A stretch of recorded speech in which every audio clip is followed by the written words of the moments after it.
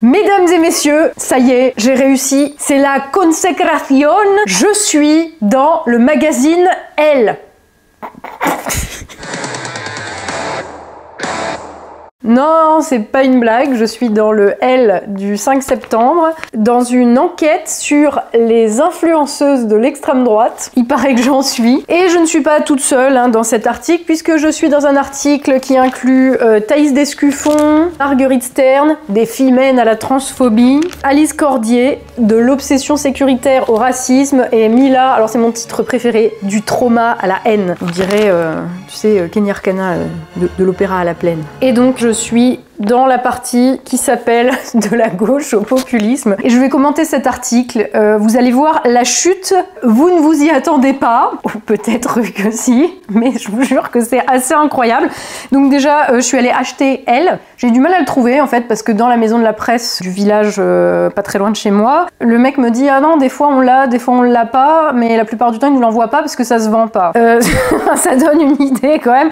Et en fait, je suis assez épatée par le niveau du magazine, c'est-à-dire qu'il y a une pub directe toutes les 2 pages et allez, 80% du reste c'est de la publicité déguisée. D'ailleurs, n'hésitez pas à me dire dans les commentaires si vous voulez que je vous fasse un commentaire de ce magazine, parce que honnêtement, il y a des trucs absolument géniaux, notamment le confessionnal sur les contradictions qu'ont les petites bourgeoises parisiennes sur l'écologie. Je mange des tomates cerises achetées chez Franprix en plein hiver, mon dieu, c'est terrible. Je dis à mes filles de ne pas se laisser faire, mais j'aime qu'on me tire les cheveux au lit. Oui, je vous jure que c'est un vrai article. Donc si vous voulez une petite vidéo un petit peu marrante sur ce magazine, n'hésitez pas à me le dire. En attendant, on va se concentrer sur la partie politique, parce que là, il y en a à dire et que c'est quand même mon sujet de prédilection. Donc il faut savoir que avant d'écrire cet article, la journaliste de Elle m'a quand même téléphoné. On a discuté pendant bien 1h30 au téléphone, c'était début juillet.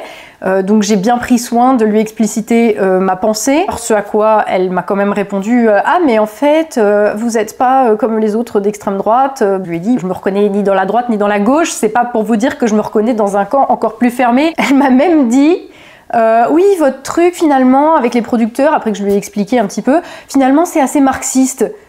Je dis mais en fait le truc c'est que moi je ne colle pas à des idéologies d'il y a 1 siècle et demi tout simplement. J'essaye de partir du réel et de le comprendre pour pouvoir un petit peu apporter une analyse et éventuellement que cette analyse serve à forger des solutions. Mais cette obsession en fait qu'elle avait déjà au téléphone, mais vous allez voir dans l'article c'est pareil, de me mettre dans une case, et elle me l'a dit d'ailleurs, oui alors elle c'est plutôt la tradwife, elle c'est plutôt l'identitaire, etc. Mais il leur faut des cases, tu vois, il faut absolument que les journalistes collent les gens dans des cases, et dans mon cas c'est particulièrement évident. C'est d'ailleurs ce qu'elle dit dans l'article. Donc vous allez voir pourquoi c'est important que je vous dise ça. Parce que quelque part, ça révèle aussi la plus grande peur des agents du système, notamment que sont les journalistes, qui ont en fait cette terreur que émerge quelque chose qui ne rentrent pas dans leur case, et par définition, si ça ne rentre pas dans leur case, eh bien c'est un danger. Et vous allez voir, cet article révèle exactement ça. Alors je vais pas parler des autres nanas qui sont dans cet article, elles sont assez grandes pour se défendre toutes seules, elles ont leurs idées, moi je respecte les gens qui défendent leurs idées, il n'y a pas de souci, mais disons que moi je me reconnais pas dans... voilà, enfin je sais pas ce que je fous dans ce tableau, très honnêtement. Et d'ailleurs, la journaliste non plus, visiblement, puisque c'est le début de son article. De la gauche au populisme, ça c'est le titre, j'adore. Donc l'article commence par « On a eu plus de mal à la situer dans la galaxie des influenceuses d'extrême droite ». Oui, pour la bonne raison. Déjà, le terme influenceur, je le récuse toujours, je le déteste toujours autant, je ne considère pas que j'ai une quelconque influence. J'analyse des phénomènes politiques, j'analyse la société d'aujourd'hui et j'essaye d'apporter des solutions, encore une fois. Mais extrême droite, de même, dans la mesure où je considère que les étiquettes de droite et de gauche n'ont plus aucun sens aujourd'hui, eh bien, qu'est-ce que vous voulez me faire rentrer dans une case encore plus restreinte, enfin... Donc ils ont eu du mal à me situer là-dedans, mais vous allez voir, ils vont réussir à le faire par un tour de passe-passe qui est Sur sa chaîne YouTube aux 317 000 abonnés, Tatiana Ventose, un pseudo, débite de longs monologues. Attention, je ne produis pas des analyses politiques, je débite de longs monologues. Oui, en même temps, c'est une vidéo.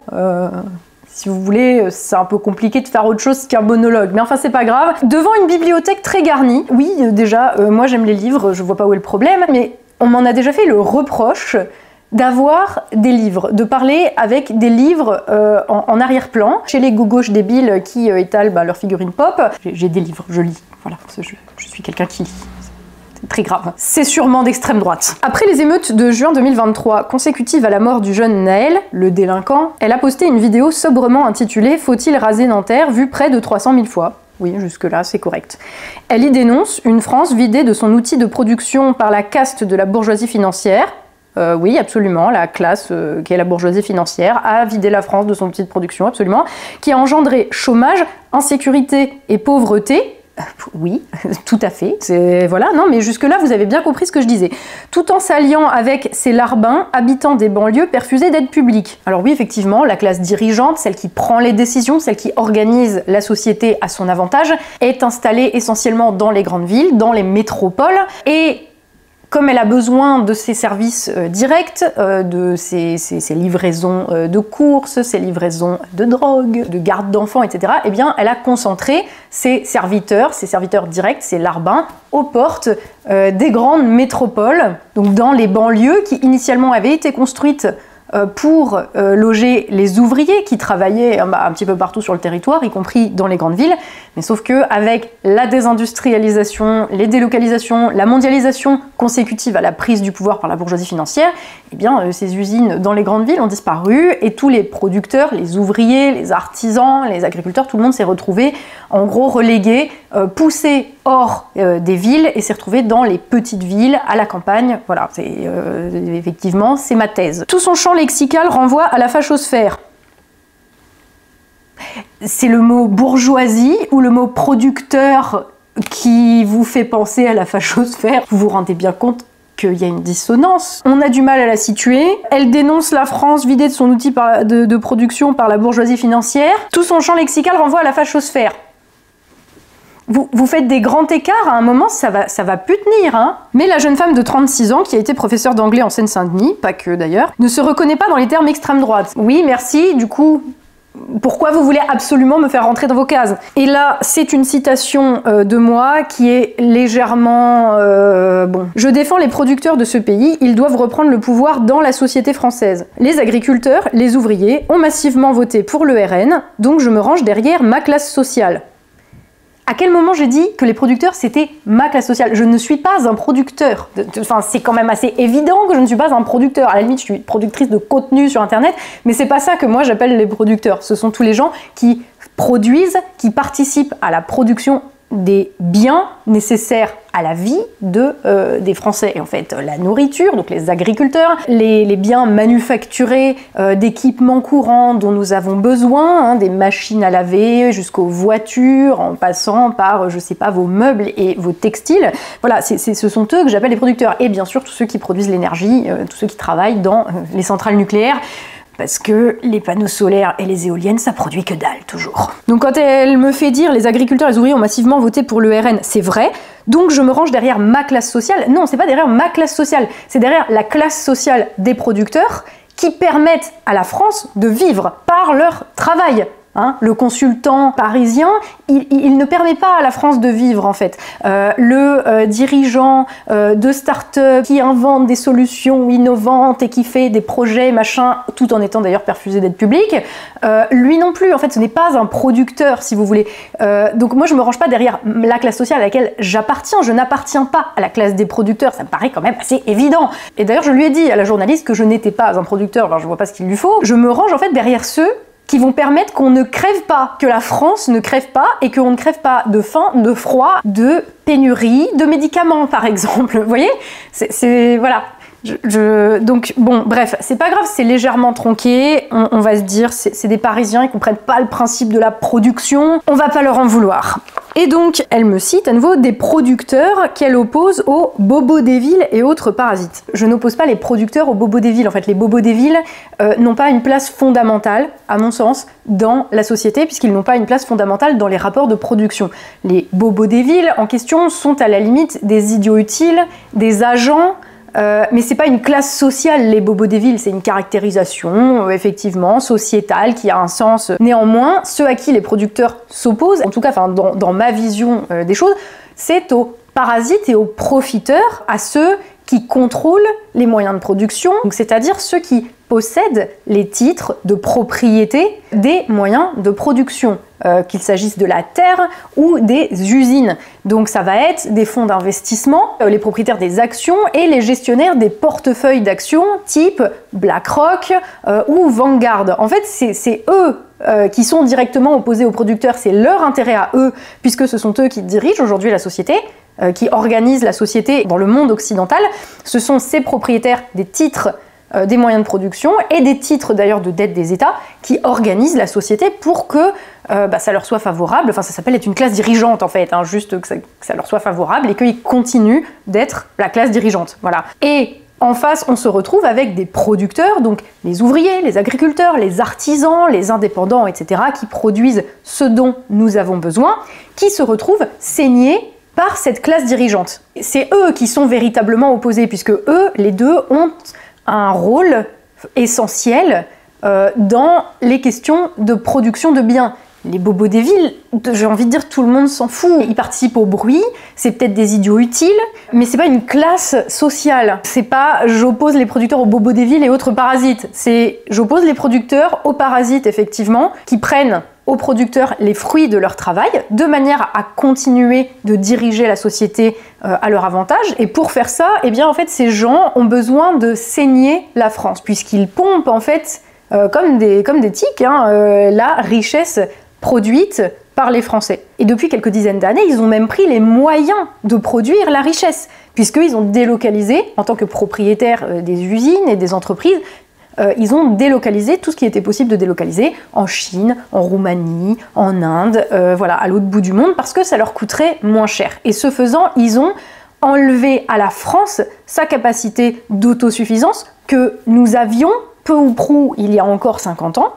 Donc juste au moment où la bourgeoisie financière est arrivée au pouvoir, on avait encore ces capacités à produire. Et là aujourd'hui, cette classe dirigeante eh bien, nous a pris beaucoup de nos moyens de production. Et c'est d'ailleurs ce qui explique le marasme économique dans lequel nous sommes et où on se retrouve en fait à chaque fois avec même les partis d'opposition. Ils sont tous là à se prendre la tête pour savoir est-ce qu'il faut réduire les dépenses de l'État ou est-ce qu'il faut baisser les impôts ou est-ce que, enfin voilà, comment on trouve l'argent. Mais en fait, moi je vais vous le dire, trouver l'argent, c'est produire. L'argent, il apparaît pas comme par magie en fait. C'est la production de richesse, c'est pas des opérations spéculatives dans la bulle financière. Ça ne produit rien si vous voulez, parce que ça ne permet pas de vivre, ça ne permet pas de produire des choses concrètes qui nous permettent de survivre. Vous voyez ce que je veux dire? C'est, je fais quand même une différence entre la production qui est quelque chose d'assez concret, même si ça peut être symbolisé par des sommes d'argent, des sommes monétaires, il n'y a pas de problème, et le truchement de la magie de la finance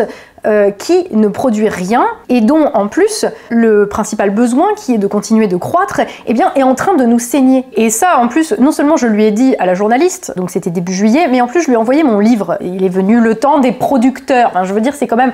Ma pensée, je crois, est assez claire. Et je pense qu'à chaque fois, le fait de focaliser, en fait, par exemple, de dire que j'oppose les producteurs aux bobos des villes, sans parler de la classe dirigeante, d'ailleurs dont elle est l'un des agents, puisque j'en parle aussi, des médias et de leur rôle dans le maintien de l'ordre social dominant, dans la propagation de l'idéologie dominante. Enfin, je veux dire, voilà, ça, elle l'a oublié. Elle l'a oublié peut-être parce qu'elle-même en fait partie, mais c'est pas grave. Donc je pense que cette manière de détourner très très légèrement en fait ce que je dis, alors soit elle a vraiment pas compris parce qu'elle est gogole comme beaucoup de journalistes, je ne sais pas, soit c'est aussi pour faire perdre de sa substance et de sa cohérence à mon propos. C'est après un passage au parti de gauche de Jean-Luc Mélenchon en 2012. T'es gentil cocotte, j'ai rejoint le parti de gauche en 2012, j'y suis restée jusqu'en 2015, après avoir été élue secrétaire nationale du parti. Mais bon, ça, tu vas pas le mentionner non plus, c'est pas grave. Qu'elle se rapproche progressivement du RN. Je me rapproche progressivement, tu sais. petit pas par petit pas. Bientôt, je vais arriver à la porte de leur local. J'ai appelé à voter Marine Le Pen contre Emmanuel Macron, absolument, il n'y a pas de problème. Vous auriez pu le dire d'ailleurs, mais non. Elle a notamment fait une intervention devant son école des cadres. J'ai répondu à des questions pendant environ 1 heure, exactement comme je l'ai fait avec elle. C'est-à-dire que on m'a posé des questions, j'y ai répondu, j'ai pas été rémunérée, j'ai donné une interview en fait, comme j'ai donné une interview à la journaliste de Elle.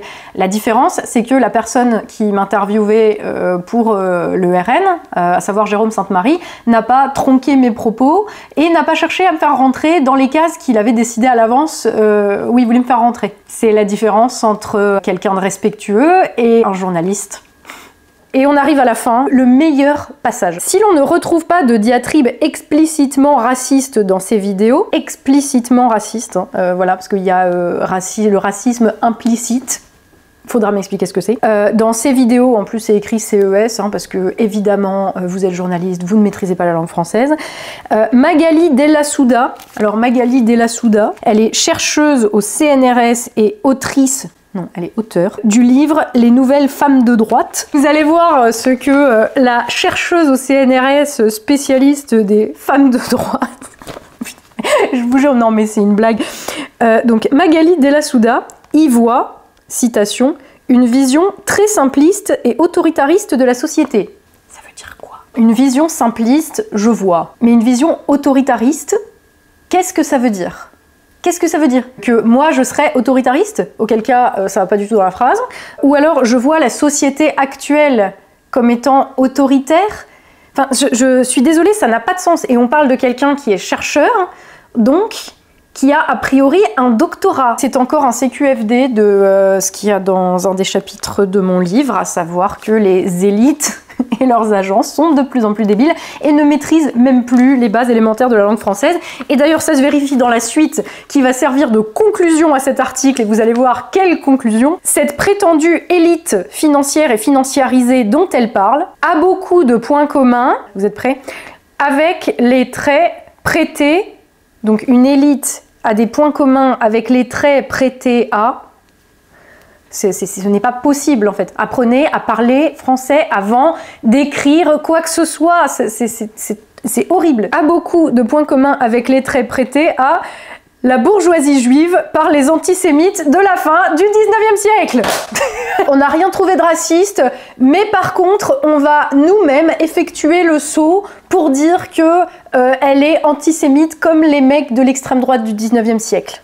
Ce n'est plus un grand écart à ce stade en fait, vous avez le corps déchiré en deux. Je sais même pas si c'est de la diffamation, si sûrement. C'était la conclusion hein, de la partie sur Tatiana Ventose de la gauche au populisme. Et en fait, vous regardez, hein, c'est un article qui est pas très long. Il est construit de la manière suivante. On a du mal à la situer. Elle utilise le lexique de la fachosphère. Elle a cette thèse-là et on sait pas ce que c'est, donc c'est dangereux, donc ça nous fait peur. Donc on cherche ce qu'elle dit de raciste ou d'extrême droite ou de méchant, parce qu'on en est là, et on trouve rien. Du coup, on a une sociologue qui nous explique que peut-être ça peut ressembler à... Vous voyez les cheveux qu'on tire là, ça casse au bout d'un moment, ça casse.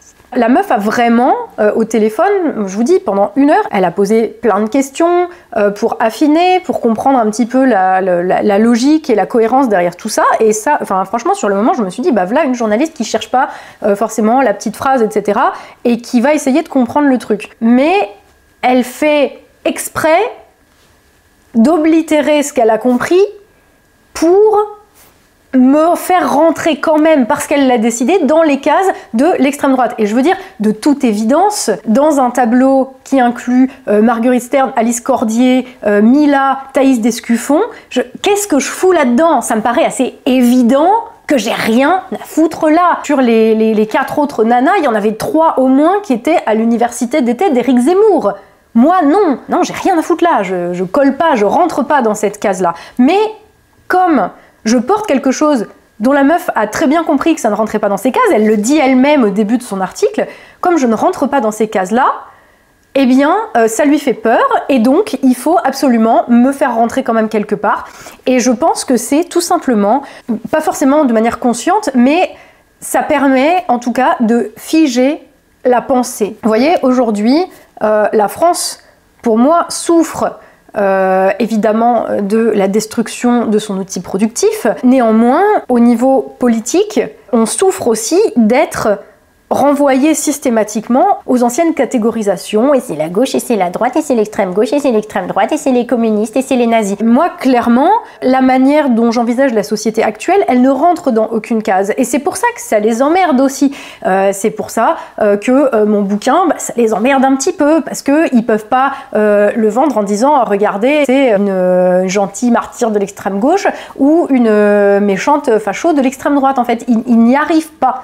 Et l'article est construit de telle manière qu'elle dit « Ah, j'y arrive pas, mais j'essaye. Ah, j'y arrive pas, mais j'essaye. J'y arrive pas, mais attends, on va faire le saut. » Et je pense que c'est vraiment, à l'heure actuelle, un des problèmes. On a tout le débat public, en fait, tous les journaux, la presse, la télé, les institutions qui sont dirigées par des gens qui, surtout, ont intérêt à ce que rien d'autre, aucune autre manière de concevoir le monde n'émerge, parce que une autre manière de voir les choses, qui serait beaucoup plus en phase avec la réalité, ça les menace. Tu vois, là, donc, on a vraiment une journaliste qui, avec moi, a été confrontée à une pensée qu'elle ne connaissait pas. Ça lui a fait peur, donc par défaut, c'était d'extrême droite, c'était méchant. Réfléchir comme ça, en fait, ça interdit absolument toute nouveauté. Ça permet d'enfermer la parole, et donc ça permet d'enfermer la pensée aussi dans voilà, il y a la droite et il y a la gauche. Et en cela, cette journaliste de elle joue le rôle qui est celui des médias. Et leur rôle,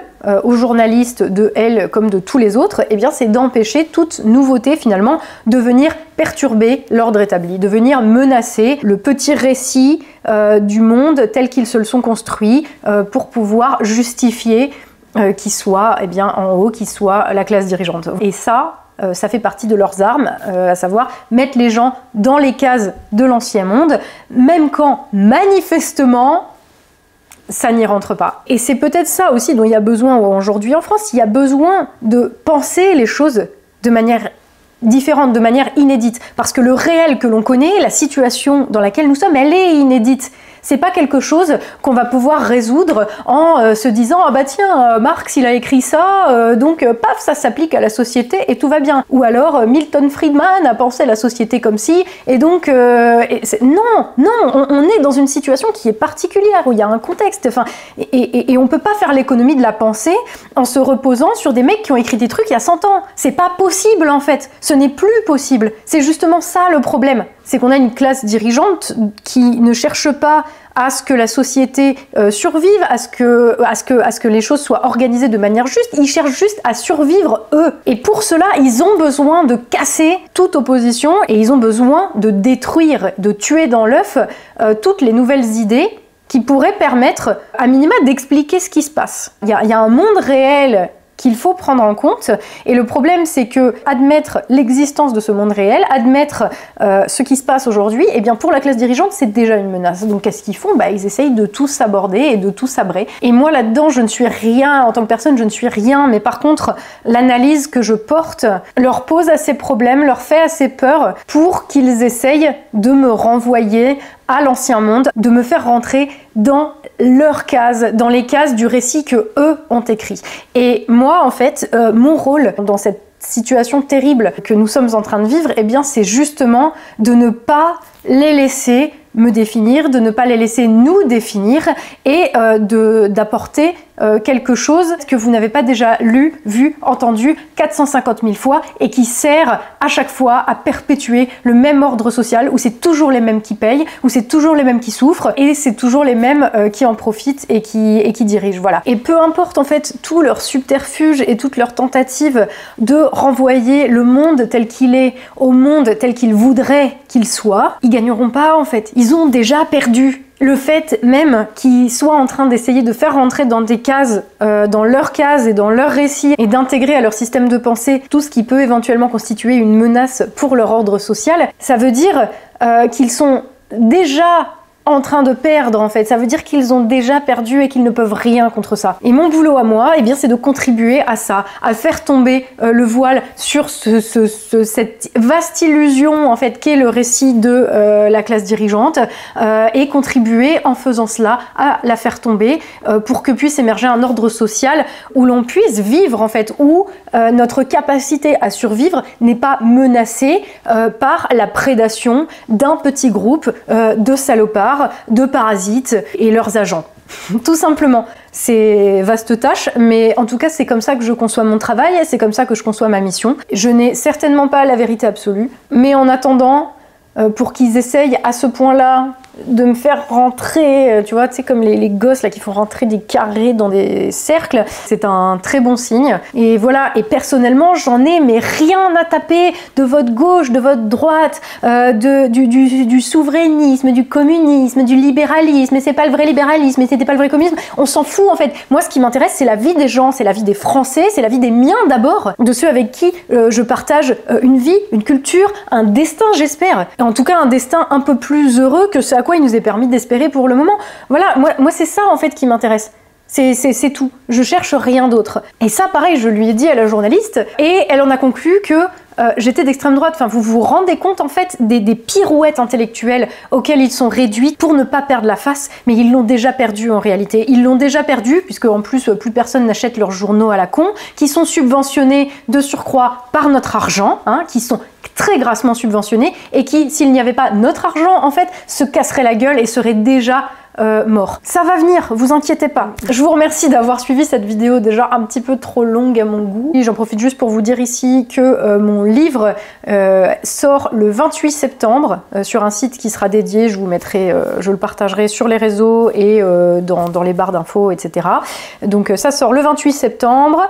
Ça s'appelle Il est venu le temps des producteurs et ça a été financé par les 5683 personnes qui l'ont précommandé via Tipeee. Donc je vous remercie à nouveau. J'espère que vous avez tous bien reçu votre exemplaire. Donc si vous l'avez commandé en début d'année via Tipeee et que vous ne l'avez pas reçu, envoyez-moi un mail parce qu'il y a un problème. Je les ai envoyés au mois de juin. Je remercie aussi tous les tipeurs qui me permettent et m'ont permis depuis presque 10 ans de faire ce travail d'analyse et de proposition que j'espère constructif. Merci beaucoup à vous. Je vous dis à très bientôt dans une nouvelle vidéo. Vive la France libre et surtout, comme d'habitude, prenez soin de vous.